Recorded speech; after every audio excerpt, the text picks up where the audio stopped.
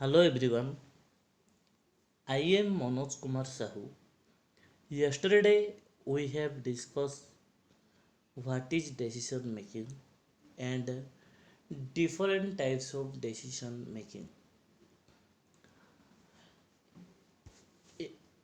In different types of decision making, already we have discussed simple if statement, if else statement, if else if statement.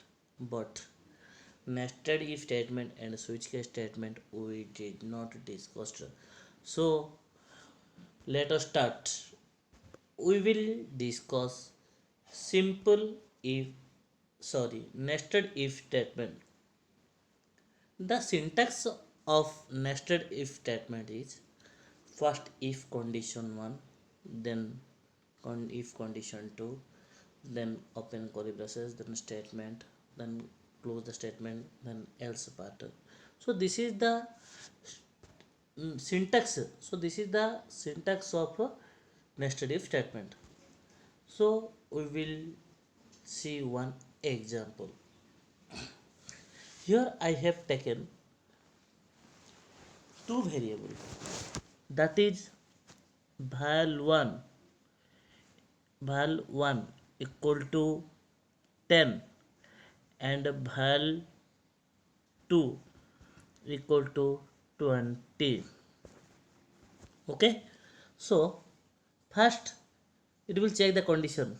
If val1 not equal to val2 means here already we know val1 equal to 10, not equal to val2 means how much? 20. So 10 not equal to 20. Yes, this condition is true. So it will, so this condition is true means it will execute the next line. It will execute the next line. Printf var1 is not equal to val2. Okay, then first it will print the message, then it will check the enter to this condition. If val1 greater than val2, val1 how much? 10. 10 10 is greater than 20. So this condition is what? False. 10 is not greater than 20. So it will execute, it will comes to directly else part and execute, it will execute this else part and go to the get. Suppose if we will consider one example, val1 equal to 10 and val2 also 10. First it will check the condition. Val1 means 10 not equal to val2 means 10. So this condition is what? True or false? This condition is false.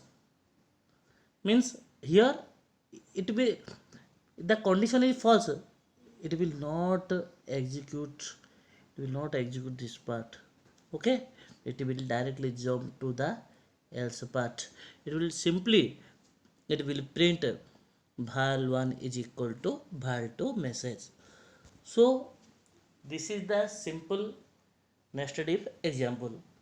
Now we will see switch case statement. So this is the syntax of switch case statement. In case of switch case statement, first here we will check the expression, then case value, then statement, then break. The main use of a break statement in switch case is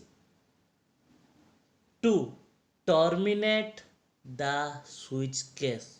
Okay, so we will discuss one simple example. Here I have taken val, one integer variable val equal to how much? 1. It then it will enter to the switch case statement. Switch val means here value is how much? 1. Case 1.